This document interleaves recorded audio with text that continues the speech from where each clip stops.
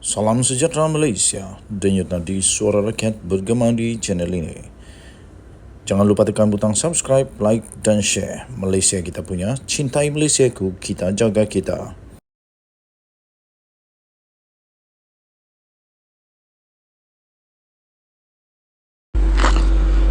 Salam sejahtera Malaysia, denyut nadi suara rakyat bergema di channel ini.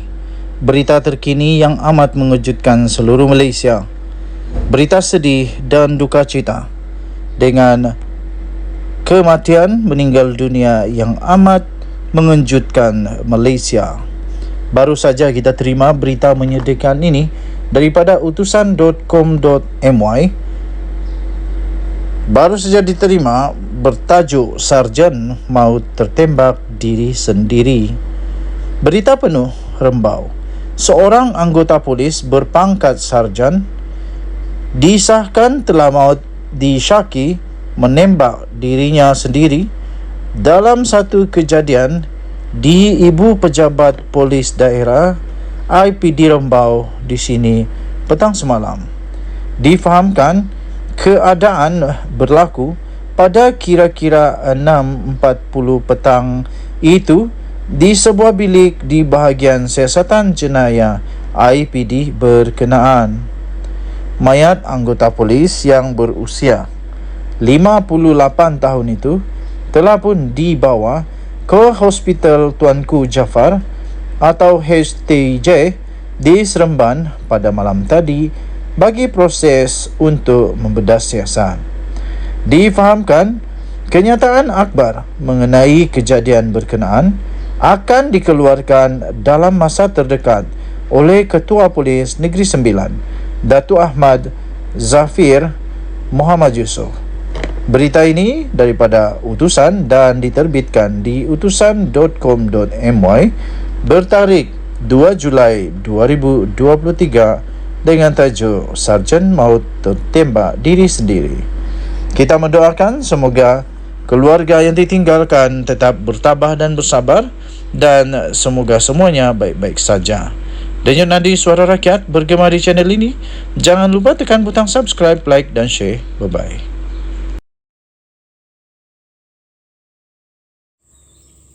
Salam sejahtera Malaysia, denyut nadi suara rakyat bergema di channel ini. PDRM membuat keputusan dan mengumumkan satu perkara yang amat mengejutkan pas dikala persiapan akhir untuk pilihan daerah negeri.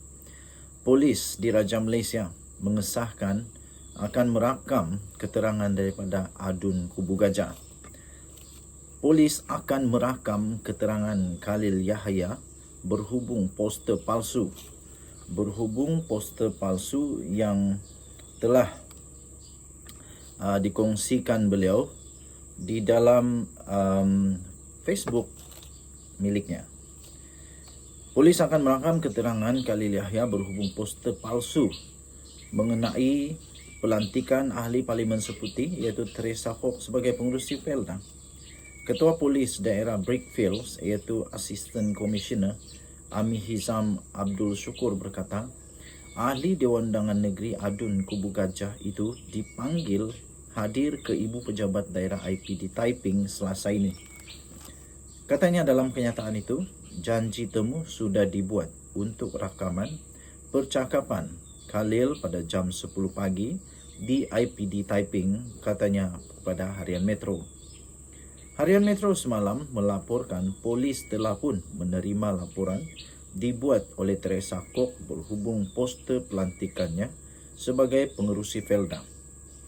Siasatan polis mendapati berita palsu itu berasal daripada laman sosial Facebook Khalil. Kes itu disiasat mengikut Seksyen 504 Kanun Keseksaan serta Seksyen 233 Akta Komunikasi dan Multimedia 1988. Okey, so di sini kita akan nampak nanti, kita akan tahu nanti di mana asal sebenarnya poster itu.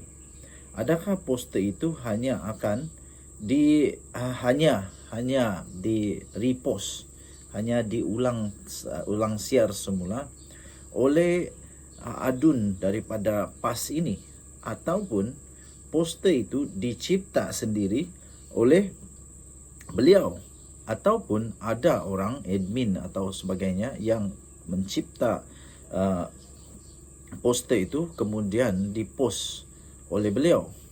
Dan nanti kita akan lihat akhirnya nanti polis akan siasat juga siapakah yang pertama post poster palsu ini. Dan di sana nanti kita akan tahu kebenarannya. Jadi tuan-tuan dan puan-puan yang dihormati sekalian, adakah ini adalah satu permulaan yang kurang baik di dalam kempen PRN daripada PAS? Dan adakah ini satu cabaran yang bakal akan dilalui oleh Pakatan Harapan, iaitu akan ada berita-berita yang dipost yang tak sahih, yang palsu. Dengan kata lain, mungkinkah ada fitnah lagi? Mungkin ada fitnah lagi kah selepas ini? Harap-harap tak ada. Dan kita ingin melihat kempen yang bersih tanpa politik terlebih-lebih sehingga adanya timbul yang disebut sebagai fitnah. Harap-harap tidak ada fitnah memfitnah, dan harap-harap semua yang dikeluarkan itu adalah fakta. Kerana rakyat ini, terutamanya orang daripada golongan sederhana yang berpendidikan sederhana, selalunya akan cepat untuk menerima semua. Dan kadang-kadang berita sebenar itu tidak dapat diterima semula. Jadi yang melekat di kepala adalah berita palsu, kerana mungkin tak sempat nak dapat berita sahih. Okey, so kita harap Polis Diraja Malaysia dapat melaksanakan tugas dengan baik, dan kita doakanlah semoga semuanya dapat diselesaikan dengan baik tanpa ada sebarang yang tidak baik. Denyut Nadi, Suara Rakyat, bertemu di channel ini. Bye-bye. Salam sejahtera Malaysia. Denyut Nadi, Suara Rakyat, bergema di channel ini. Perkara yang paling dahsyat pernah saya baca adalah perkara ini, saya fikir. Bayangkan 44 juta ringgit tunai. Berapa banyak tu? Cuba kamu komen, mana tahu ada yang kerja bank kah, kerja memang accountant kah, kerja memang dealing with money, cash money. 44 juta cash ni berapa banyak? Mana tahu kamu ada pengalaman, cuba komen. Berapa banyak 44 juta ini? Berapa bag? Cukupkah satu kereta? Tapi memang betul, pelik tapi benar, tapi ini sudah terjadi. 44 juta ringgit Malaysia cash ditemui di pejabat, di rumah bekas seorang pengarah Jabatan Air Negeri Sabah. Aduh, patutlah di kampung kami tiada air. Patutlah banyak kampung tak ada air. Rupanya ramai orang pencuri. Aduh, pencuri. Tapi kita tak tahulah. Kita belum tahu lagi dia ni pencuri ke tidak. Tapi yang jumpa ni 44 juta ringgit ditemui di pejabat dan rumah. Kenapa ada 44 juta ringgit di pejabat dan di rumah? Kenapa tidak kasih masuk dalam bank? Apa yang takut? Mahkamah Seksyen di Kota Kinabalu diberitahu bahawa wang tunai melebihi 44 juta ringgit. Punya banyak. Gila, nak buat apa dengan 44 juta ringgit tunai ni? Ditemui di pejabat dan di rumah. Di pejabat pun ada, di rumah pun ada bekas pengarah Jabatan Air Sabah, JANS, iaitu Awang Muhammad Tahir Muhammad Talib. Perkara itu dimaklumkan oleh Ketua Pasukan Serbuan nombor 8, Hishamuddin Muhammad Esa, 49 tahun, semasa pemeriksaan oleh Timbalan Pendakwa Raya DPP Mahadi Abdul Jumaat. Hishamuddin memberikan keterangan itu sebagai saksi pendakwaan ke-40 di hadapan Hakim Abu Bakar Manat dalam perbicaraan untuk skandal rasuah terbesar di Sabah itu. Beliau berkata lebih 23 juta tunai ditemui semasa di serbuan di pejabat Awang Tahir, AG Tahir, pada 4 Oktober 2016 di Wisma Muiz. Bayangkan di pejabat ada 23 juta ringgit. Aduh, banyaknya. Yang hairan di pejabat tu Staf dia tidak tahu kah? Macam mana duit 23 juta itu ada di pejabat? Waktu orang bagi duit itu orang tidak nampak kah? Ini lagi syok. RM62.500 RM62.500 ditemui dalam beg bertanda Tahir di meja Awang Tahir. 62.000 di meja. Wang tunai selebihnya ditemui di 3 lokasi lain di dalam bilik pantry. Di pantry. Di sofa dengan 3 tempat duduk, kabinet TV serta kabinet kayu. Katanya sambil menambah bilik pantry itu berada di belakang meja Awang Tahir. Beliau turut memberi keterangan bahawa setiap bungkusan wang di antara RM50.000 dan RM100.000 dan hanya Awang Tahir yang mempunyai akses ke bilik pantry di pejabatnya. Bilik pantry itu adalah bilik dengan papan tanda go away di pintunya, di mana timbunan wang tunai dipercayai ditemui dan dirampas oleh Suruhanjaya Pencegahan Rasuah Malaysia. Hishamuddin turut memberitahu pada hari yang sama, lebih daripada 21 juta ringgit ditemui ketika pasukannya menyerbu rumah Awang Tahir di Sembulan. Menjawab satu soalan lain, beliau berkata, lebih 8 juta ringgit ditemui dalam sebuah bilik di tingkat 3 rumah itu. Beliau turut berkata 86 jam tangan berjenama dan mewah serta 921 barang kemas turut ditemui di rumah berkenaan.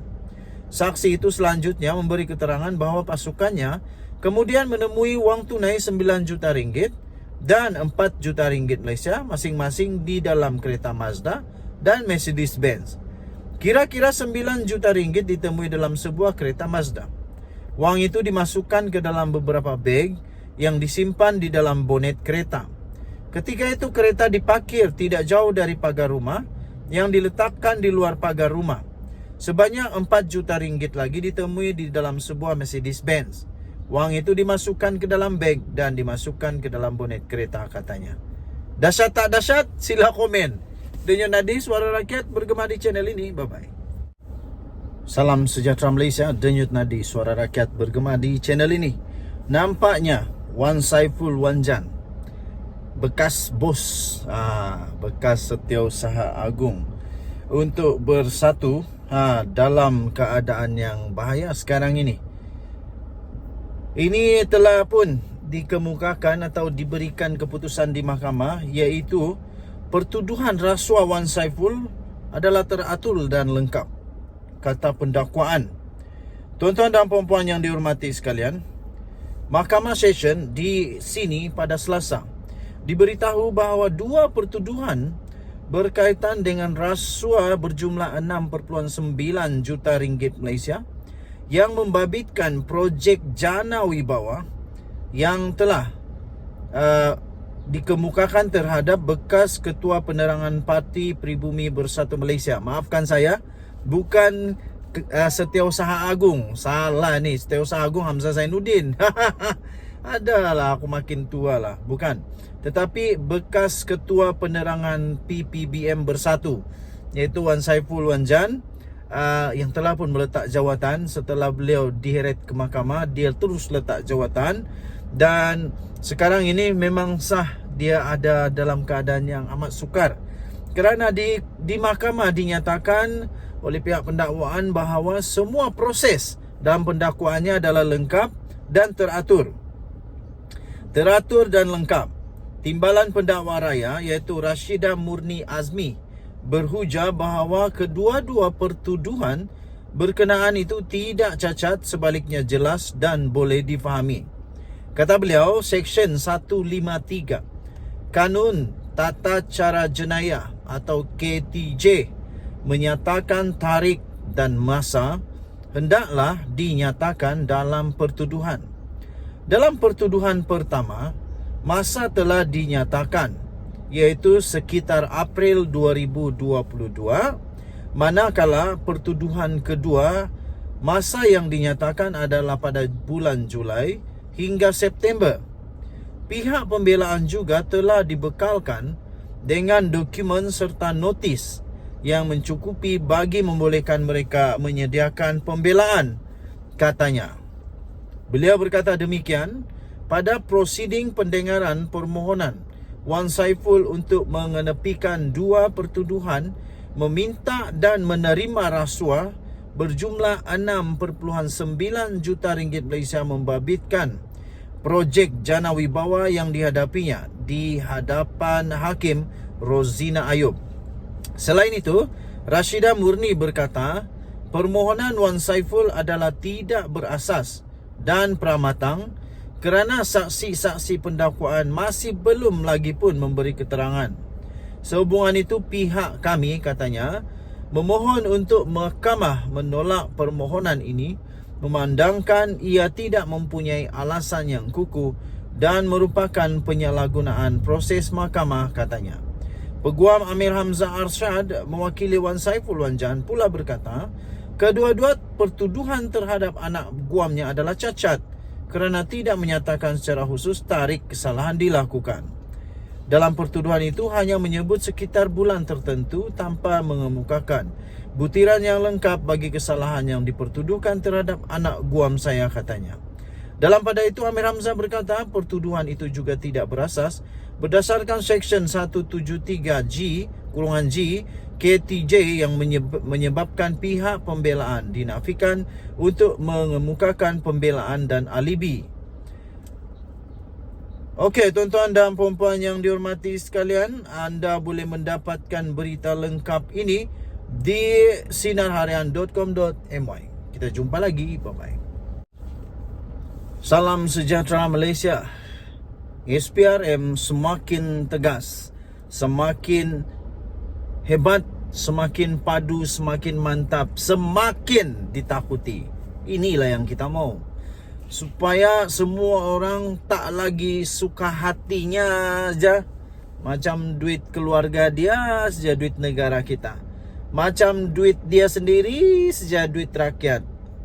Suka-sukanya mau pakai bila, suka-sukanya mau minta rasuah, ambil rasuah, macam-macam.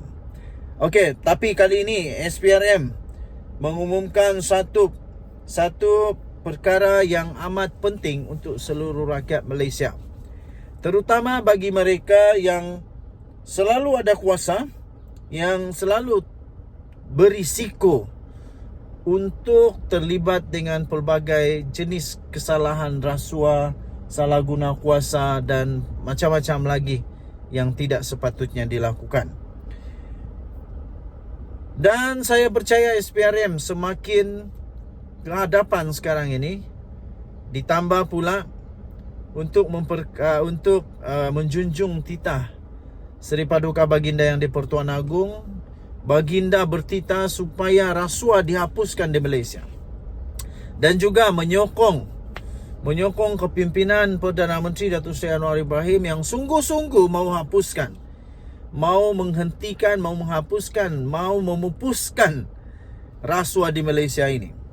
SPRM mengumumkan sahkan menyiasat penjualan tanah. Ini diterbitkan di utusan.com.my. SPRM telah pun mengesahkan isu penjualan tanah kepada Persatuan Isteri Menteri Besar dengan harga murah sedang disiasat. Ini kalau saya tak silap berlaku di negeri yang ditadbir oleh PAS, di Terengganu rasanya. Tapi mari kita lihat bersama-sama di mana kejadian ini berlaku. Suruhanjaya Pencegahan Rasuah Malaysia mengesahkan sedang giat menjalankan siasatan berhubung dakwaan penjualan tanah bernilai 29.3 juta ringgit Malaysia kepada sebuah persatuan yang dimiliki isteri kepada seorang menteri besar dengan harga yang murah. Satu sumber mendedahkan kepada utusan Malaysia, beberapa saksi telah pun dipanggil sejak beberapa minggu lalu bagi membantu siasatan itu. Kata sumber, mereka yang dipanggil membabitkan pegawai-pegawai kerajaan di negeri berkenaan. Okey, tidak dinyatakan di sini di negeri mana sebenarnya berlaku ini. Okey, kita boleh cari siasat dulu di Google. Jual tanah kepada Persatuan Isteri Menteri Besar.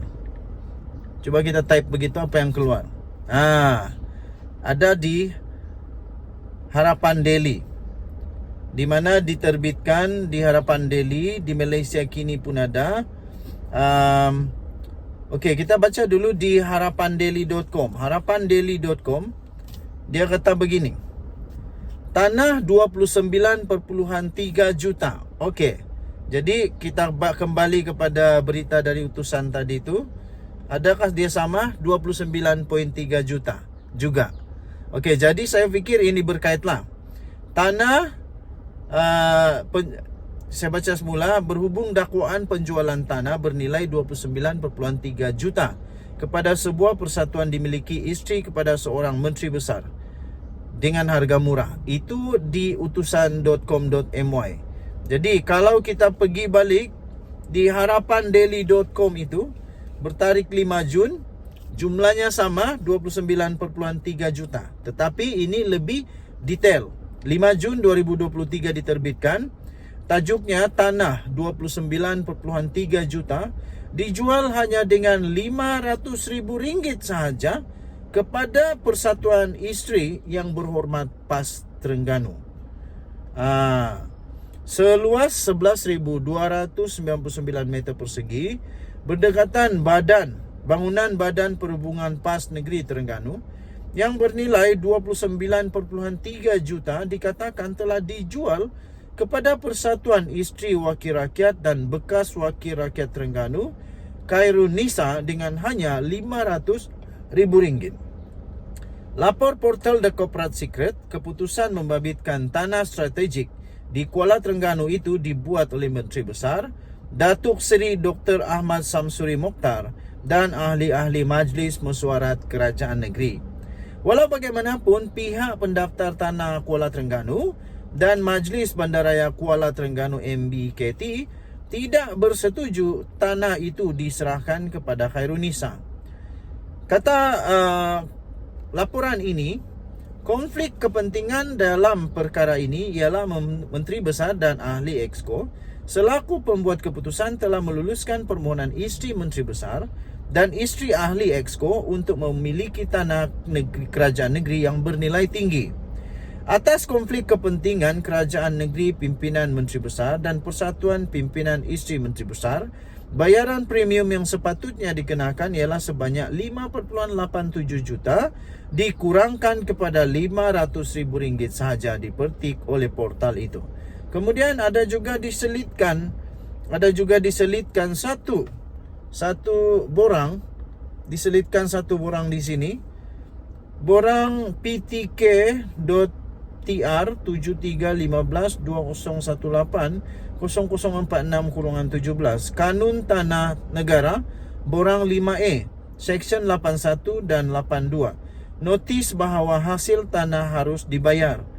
Nombor permohonan tanah 2/19 kepada Persatuan Isteri Wakil Rakyat dan Isteri Bekas Wakil Rakyat Negeri Terengganu, Khairunisa. Kemudian ada jumlah dia RM503,855 saja. Jadi itulah yang menjadi menjadi satu perkara yang peliklah. Okey, jadi ada dua surat yang telah diberikan di sini. Jadi saya fikir tadi yang sedang disiasat oleh SPRM itu berkaitan dengan perkara ini. Okey, jadi sumber yang saya dapat ini daripada harapandaily.com 5 Jun 2023. Tajuknya, tanah RM 29.3 juta dijual hanya RM500,000 kepada Persatuan Isteri YB PAS Terengganu. Okey. Dan tadi sebelum itu saya bacakan itu adalah daripada utusan.com.my 24 Jun 2023 tarikhnya, dengan tajuk SPRM sahkan siasat penjualan tanah. Kita jumpa lagi. Bye-bye.